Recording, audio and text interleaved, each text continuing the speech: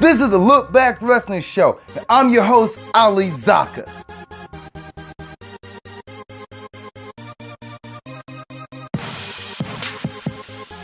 What up, guys? Ali Zakka here again, and now it's time to review Raw and Smackdown of this week. So, Raw starts off with Alexa Bliss and Mickie James coming down to the ring, and pretty much, Alexa saying that Asuka's not going to beat her, and pretty much just jarring. So, it's her talking. She's a good talker, but her talking. Then Asuka comes out, and she pretty much goes back and forth with Alexa. Then Alexa brings out Nia Jax, and they beat down Asuka, which Asuka is saved by Sasha and Bayley, which caused Kurt Angle to make a 6-woman tag match. Here we go again. So, one of the keynotes of this match is that Sasha was trying to tag in Bayley, and Bayley just dropped off the rope. Like, she's like, nope, I'm not going to touch you. I'm going to leave you hanging, Sasha. I'm going to leave you hanging. So Bayley jumps down and leaves Sasha hanging. But the ending of the match happened to be Asuka making Mickie James tap. So that's the opening segment of the show. Then we get John Cena comes out. John Cena talks about, he has failed in WrestleMania. There's only one thing to do at WrestleMania, and that's challenge the Undertaker. And the crowd gets all hyped and riled up. And it's like, that's not happening. Like, everybody's like, aw. And then John Cena's like, I'm going to go to SmackDown. See you guys tomorrow night. Bray Wyatt beats down Heath Slater and Rhino, and then talks about how Matt Hardy made him do it. How Matt Hardy made him beat down these helpless men. So that's a Bray Wyatt segment for you. Then The Miz come out, and I think The Miz gave one of his best promos of the year. Like, he was, just all emotion, all, fiery. Like, I wondered if they let him just go off the rails and just pretty much speak how he wanted to speak. Because it was similar to the Daniel Bryan and Miz segment that happened over a year ago. Has it been a year since the brand split? Oh wow, it has been over a year ago. Yeah, and that segment, you guys know what I'm talking about, when the Miz go off on Daniel Bryan, is pure gold. Go back and rewatch it. And heck, even look up the Miz photo shoot episode on WWE.com or WWE YouTube channel, where the Miz break down his reaction and what he was feeling when he went off on Daniel Bryan. Well, Monday Night felt the same exact way. He's talking about how he's the best, and he's gonna be going the best, and he's gonna put the IC championship on the spot. Seth Rollins comes out, and they pretty much go back and forth. And then Rollins versus The Miz, after a 30-minute match, Rollins wins. And as Rollins leaving the ring, here comes Finn Balor, which I love this. SmackDown did it and Raw does it, where they're interrupting each other's segments. So at the end of one segment, the other person comes in, and as they're doing it, they trade places, and Finn Balor challenges The Miz to a match. And he gets beat down by the Miztourage, but then the club comes out and saves Finn Balor. Kurt Angle gets on the screen, ejects everybody again, and just the Finn Balor versus The Miz, and another 30-minute match, and The Miz lost. So he lost both matches. He lost to Seth Rollins, he lost to Finn Balor. So it looks like it's going to be WrestleMania for us. It's going to be the IC title match, which will be The Miz versus Finn Balor versus Seth Rollins in a triple threat. And I'm completely fine with that. Completely fine. Fine. The Miz might win. Calling it. I like Finn Balor to win, but he's not going to win. The Miz might get it. And then the next segment, Roman Reigns comes out, and apparently Brock Lesnar no-show Raw. So this allowed Roman Reigns to pretty much go off the rails again and dog out Brock Lesnar, and pretty much reminisce of John Cena versus The Rock a few years ago. I don't know why I looked over when I said a few years ago, how John Cena pretty much called out The Rock and said The Rock ran away to Hollywood and he's a part-timer. Well, Roman Reigns did the same thing for Brock Lesnar. So he's a part-timer, called on a BITCH, and said he doesn't deserve that title and he doesn't respect the locker room. And the people in the locker room works their butt off to be here every single day, and Brock should be the same way. Then you get Titus Worldwide versus The Bar in a 2 out of 3 falls match, and I'm crying. Mentally crying. Because the storyline is not going how I wanted to go. Just give Titus Worldwide the belt. This is not that hard. Make them transitional champions. Just give it to them for 2 weeks, 3 weeks. I don't know. But he make it look like a competitive match. The Bar beat them twice. It's how 3 falls. They didn't go to the 3rd fall. The Bar beat them twice. And then the Bar got on the promo and said, "There's nobody who can beat us. We're the best. Like, there's nobody else going to touch us." It's like, we probably get punished for this because it's not one person in the locker room, not one team that can beat them. They're still on top. It's just the Bar. And that's pretty much true. I'm hoping the Revival would have come out and interrupted the segment, or the Authors of Pain would have been a perfect time for them to appear, but they didn't get that. We didn't get that at all. Then you get Braun versus Elias. Elias starts off with Walk With Elias, and he starts singing and whatnot. Braun interrupts, so we got to interrupt this segment. And it ended up going to a DQ match. Elias gets DQ, and he hits Braun with a fire extinguisher, kind of, pretty much. And then Braun gets up. He about to power slam Elias through the announcer's table. Elias rakes Braun Strowman's eyes, runs off to the back. Braun chases him and can't find him. And he's like, "I'm not finished with you, Braun. If not finished with you, Elias." And he kind of gets mad and walks off. Then we get the finale of the show. Ronda Rousey comes out and demands an apology from Stephanie McMahon and Triple H. So Kurt Angle first apologizes to Stephanie and Trips, and then tells Ronda about all the stuff he said. Like, "I didn't mean any of that. I didn't mean it. So just, Ronda, don't do it. I didn't mean it. I was delusional. I had double pneumonia," which is how you get double. And he's like, "Don't do it, Ronda. It's cool." And Ronda's like, "Okay, well, Kurt, it's cool, but Stephanie, you slapped me. You must apologize." So Stephanie comes back. She says, "I'm sorry." Cool. And everybody about to leave, and Kurt Angle's kind of like, does this sigh of relief, and as he's about to walk out the ring, Triple H turns around, sucker punches him, and then runs out the ring. And Raw ends like that. It was one of the most funniest interactions I've ever seen. It happened so quick. It made no sense. I'm saying it because it's that goofy. Go back and watch it, because Kurt does this extreme, and then Trips just, the moment Kurt does that, Trips stops, turns around, pop, and then walks out. And completely, give me a moment. Completely uncalled for. Completely uncalled for. Hilarious. So that was the Raw review. That was Raw. So let's go ahead and jump into Smack. Let me wait before I jump into the SmackDown review. So SmackDown opens up where John Cena left off Monday night. John Cena said, see you on Tuesday night, and boom, he opens the show, says he has one more shot to get to WrestleMania, and he asked to be put into this 5-pack challenge for the world title match. WWE title, world title, WWE, same thing. But he asked me put into the main event at Fastlane for the WWE Championship. And Shane O'Mac's coming now. He like said, "You know what? You kind of got to earn it, but he's like, you can't just come in here and demand kind of stuff." Daniel Bryan comes out and he's like, "Well, Shane, let's see if he can get into this match. We'll put you against AJ Styles tonight. If you beat AJ Styles, John, you'll be inserted in the main event." Yay. And one more thought here before I jump into the next segment. I wonder if WWE is doing this because SmackDown apparently is not doing that great of ratings.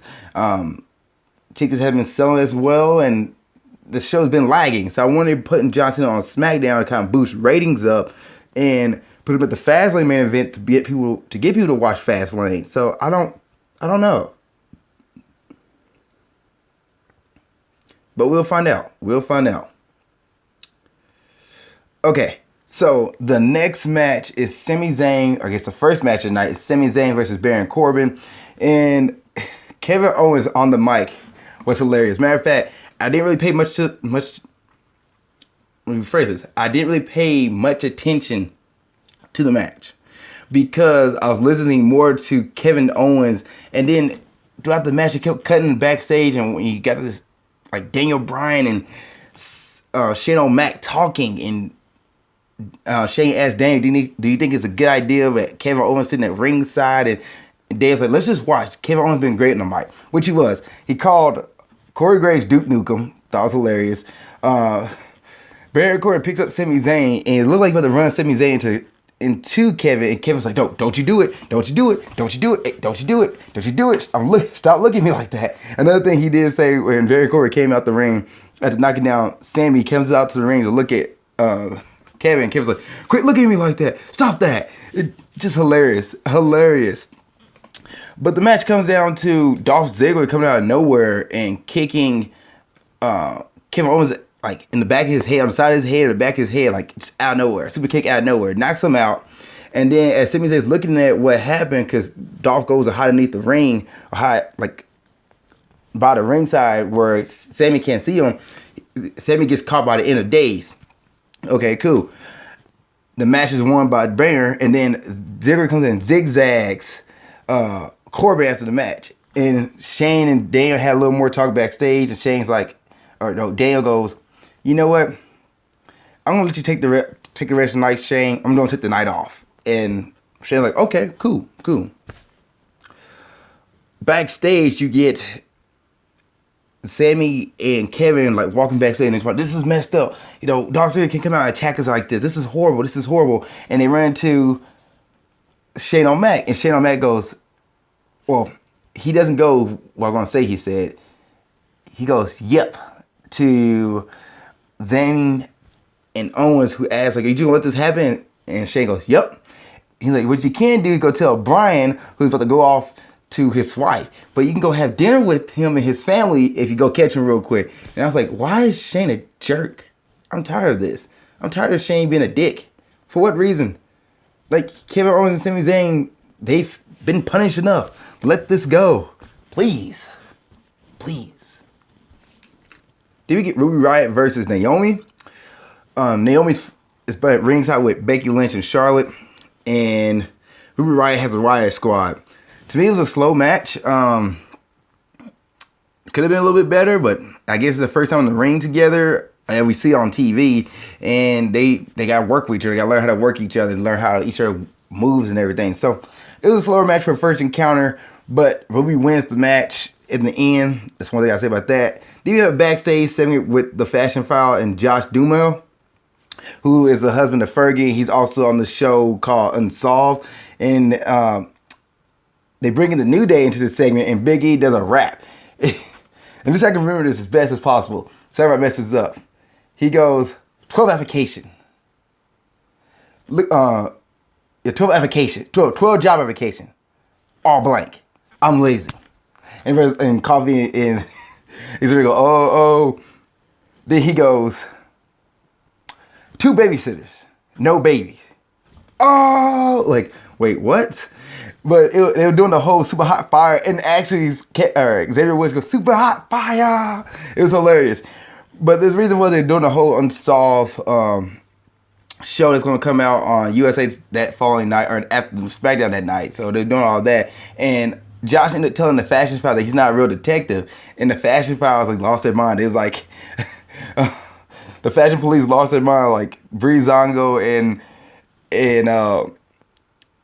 Tyler Breeze and Fidalgo. They was sitting there like, what? He's not a real detective. How could this be? And Josh's like, you guys okay, right? And New Day goes, Josh, let's just go. It's going to be a while. And then the New Day comes out, and they do the whole pancakes and everything. I'm pretty sure there has to be New Day pancakes on WWE.com, because why are they throwing pancakes out? There got to be some kind of pancake mix they're doing.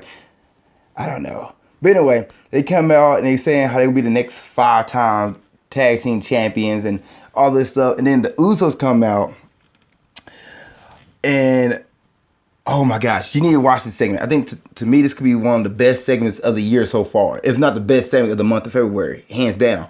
Go back and watch this segment because it was that good. Like, on SmackDown, I should say, the best segment on SmackDown, because the Usos cut a great promo, cut how they would be the next champion and whatnot. Really good. Kofi Kingston, for some reason, is Millie rocking. I think it's hilarious. But he's dancing and everything. The Usos come out. Kofi Kingston's dancing to the Usos theme song. Go back and watch that. It's comedy gold. But then the Usos cut this promo how they've been in the business for 9 years. They've been in WWE for 9 years and been skipped on every WrestleMania. Since WrestleMania 27 all the way to last year, they have not main event, or not main event, they have not wrestled on WrestleMania. Wrestled on WrestleMania. They have not been there. And it was gold. Like, oh my gosh, it had been sidelined since 27. And they said that the New Day is pretty much like jokes. They're all happy, being joking, whatnot, but they're not serious. And then Big E's like, we can't get serious. And he cuts a promo. He explodes. And he's like, we'll be the 5-time champions. And he gets in like Jay's face. And oh my gosh, it's so good. It is so good. Go back and watch it. And then the Bludgeon Brothers come out. They interrupt the segment because after the Usos and New Day about to fight each other, the Bludgeon Brothers come out. They walk to the ring.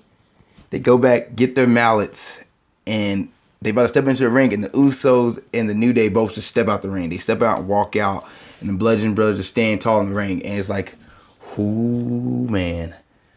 Put the Bludgeon Brothers in the match. And this makes me wonder,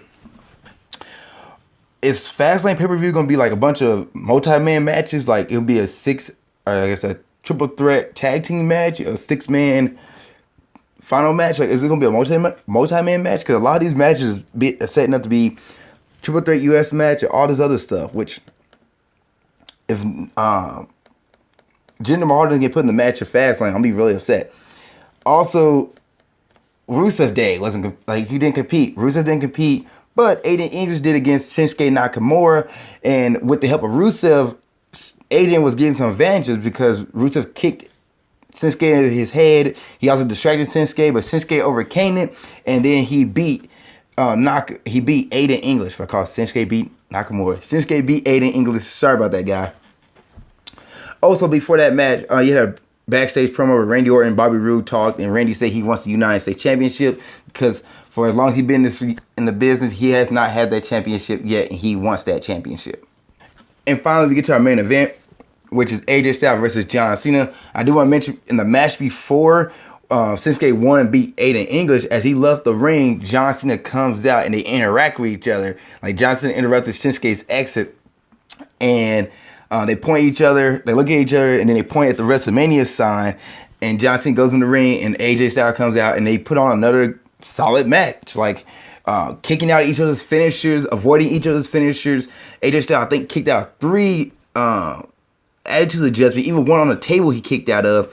John Cena reversed, the match finish comes out to John Cena reversing the calf crusher into an AA and then finishes AJ Styles and wins. So now John Cena will be inserted into the championship match at Fastlane.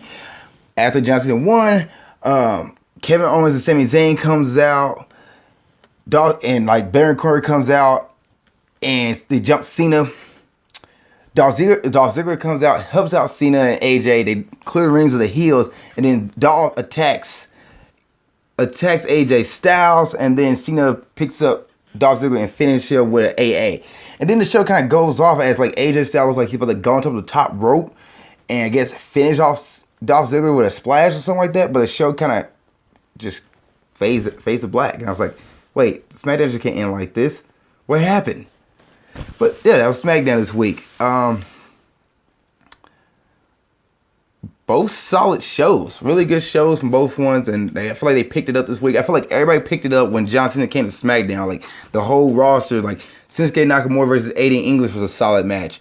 Sami Zayn, Baron Corbin, I wouldn't really say, but definitely Cena versus AJ Styles was a good match. The promo between the New Day and the Usos was phenomenal. Like, literally, go back and rewatch that promo. I want to say one of the best promos of the year of 2018 so far, but definitely the month of February. Like, oh my gosh.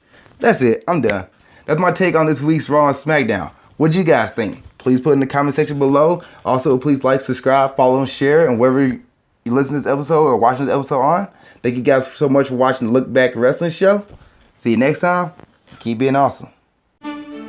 Thank you guys for watching this episode. I really appreciate it. Please like, comment in the comment section below, and please subscribe for more episodes of Grind Towards Success, movie breakdowns, or whatever it is you're watching on my channel. I have different stuff from interviews to other movie reviews to wrestling reviews. If you're a wrestling fan, please subscribe if you want to see all that and see what's going on. Also, you can follow me on Snapchat here. Follow me on Instagram there to see what I'm doing in my personal life as well as my business and Ninja Warrior. And lastly, you can watch the last episode of Grind Towards Success here. You can watch the last episode of movie breakdowns there. Thank you guys once again. I really appreciate it. See you next time. Keep being awesome.